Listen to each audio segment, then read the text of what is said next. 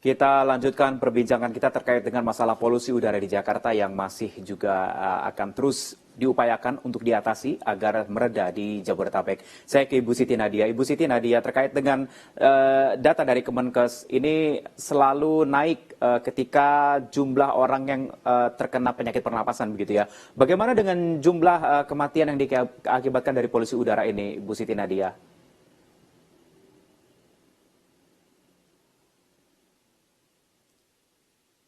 Halo? Ibu Siti Nadia bisa mendengar saya? Oke, baik. Saya ke dokter dulu ya. Dok, kalau kita melihat data yang saya lihat ini memang mayoritas lebih banyak juga anak-anak begitu ya. Sebenarnya sebahaya apa ketika polusi udara ini bisa dihirup secara terus-menerus dan bagi kesehatan untuk anak-anak sendiri, dok? Ya, eh, ini merupakan faktor risiko terjadinya infeksi saluran pernafasan atau kambuhnya reaksi alergi pada anak-anak ya. Jadi sebetulnya yang penting adalah bagaimana kita berupaya satu menyehatkan kembali udara Jakarta. Ya. Tentu saja itu yang kita himbau ya kepada pemerintah. Bagaimana supaya berbagai upaya itu bisa dilakukan agar anak-anak itu bisa kembali beraktivitas seperti biasa ya. Nah, kalau untuk dari sisi anak-anaknya sendiri, ada beberapa hal yang mungkin perlu kita perhatikan ya. Misalkan gunakan masker ketika di luar rumah, terutama pada saat-saat padat kendaraan dan sebagainya. Ini masker bisa paling tidak meringankan lah, ya, meringankan. Kita kan sudah melalui pandemi, anak-anak juga yang di atas 2 tahun sudah terbiasa menggunakan masker ya. Jadi ini saya kira hal yang cukup penting selain juga membatasi aktivitas anak-anak di luar rumah. Nah, ini kita upayakan anak-anak itu kita beri aktivitas di dalam rumah, aktivitas yang kreatif, dan tentu saja ini juga perlu upaya dari orang tua ya. Selain itu juga hal-hal lain, misalkan seperti merokok ya, orang tuanya jangan merokok lah di rumahnya gitu ya, dan lain-lain. Saya kira terutama juga ada 2 hal lagi yang penting, nutrisi.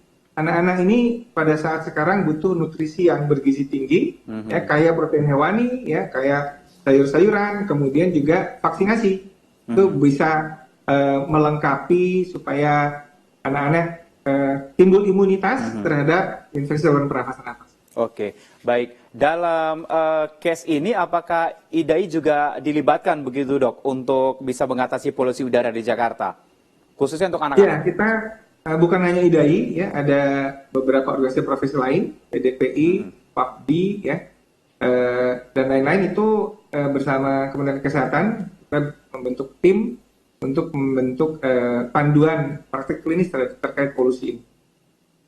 Oke, baik.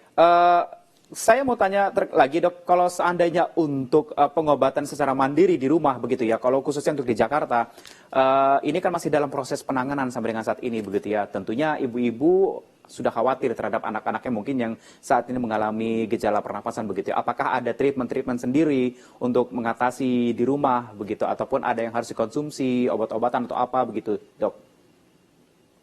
Ya, kalau anak mengalami infeksi saluran pernafasan akut ya, yang sebetulnya sebagian besarnya karena virus ya, itu kan kalau virus ya obat-obatannya simptomatik, banyak tidur, istirahat ya, mungkin hidungnya dibersihkan ya, ada semprot boleh cairan minum es itu nggak, Dok? ya tentu saja jangan ya. Kemudian juga ini snacking ya, ketika anak sedang sakit kemudian snacking ya, itu juga akan memperparah kondisi infeksi saluran pernafasan akutnya. Jadi anak-anak seperti ini memang perlu istirahat baik-baik, cukupi cairannya, kemudian obat-obatan yang ada di rumah, terutama anak-anak yang dengan asma, ya, itu mungkin perlu disiapkan inhalasinya, dan lain-lain. Saya kira orang tua mesti lebih aware terhadap anaknya. Baik, anak-anak perlu istirahat begitu ya, karena kalau anak-anaknya istirahat, nanti orang tuanya juga istirahat juga begitu, itu sudah pasti ya.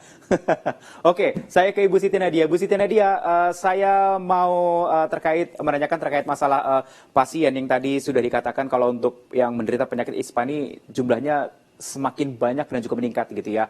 Bagaimana dengan jumlah kematian kita, Ibu Siti Nadia? Apakah Kemenkes memiliki datanya sampai dengan saat ini? Ya, kalau kematian akibat ISPA ini datanya memang tidak terlalu lengkap ya, tetapi yang lebih banyak misalnya penyakit pneumonia atau kanker paru atau akibat TBC. Tapi kalau kita lihat dari jumlah kasus yang dilaporkan, angka kematian ini sampai sekarang tidak ada peningkatan yang signifikan. Jadi Baik. kalau kita bandingkan dengan jumlah kasus orang yang terserang ISPA, PPOK, asma itu terlihat memang seperti yang Dr. Piprim sampaikan walaupun fluktuatif tapi terjadi Oke. peningkatan.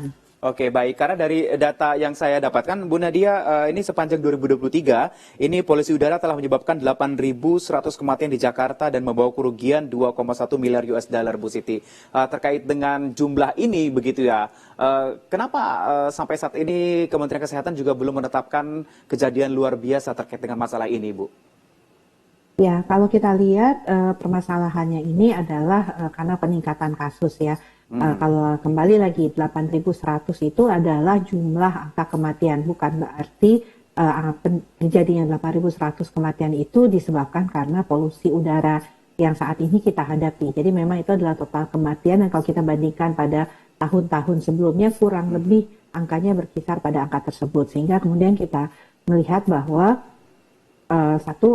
kita tidak perlu menetapkan KLB pertama ya kalau kita merujuk kepada Undang-Undang 17 tahun 2023 mengenai definisi daripada KLB ini adalah bukan suatu penyakit yang menular dengan cepat dan menimbulkan fatalitas yang tinggi dan saat ini fasilitas pelayanan kesehatan masih dapat menangani kondisi-kondisi tersebut. Oke, baik. Singkat saja, Dok. Terakhir, Dok, harapan Anda terhadap pemerintah terkait dengan mengatasi polusi udara di Jakarta. Silakan. Ya, saya kira saya berharap agar pemerintah dengan segala daya upaya ya bisa segera membersihkan kembali udara ini agar anak-anak kita khususnya ini bisa beraktivitas lebih baik dan tumbuh kembang dengan baik ya. Namun sementara itu tentu saja orang tua ya dalam hal ini orang tua yang lebih khusus lagi memiliki anak-anak yang berpotensi ya untuk ISPA seperti punya alergi, asma dan sebagainya itu lebih waspada lagi dan memberi perhatian lebih khusus pada anak-anaknya dan menjaga agar anak-anak itu tidak banyak beraktivitas di luar rumah sampai kemudian situasi yang membaik. Baik, Dr. Prim Basarah Yanuarso, Ketua Pengurus Pusat IDAI, dan juga Ibu Siti Nadia Tarmizi, Biro Komunikasi dan Pelayanan Publik Kemenkes RI. Terima kasih sudah bergabung bersama kami malam ini. Selamat malam. Salam sehat. Pemirsa, informasi lainnya akan kami hadirkan usai jeda. Tetaplah bersama kami di Newsroom.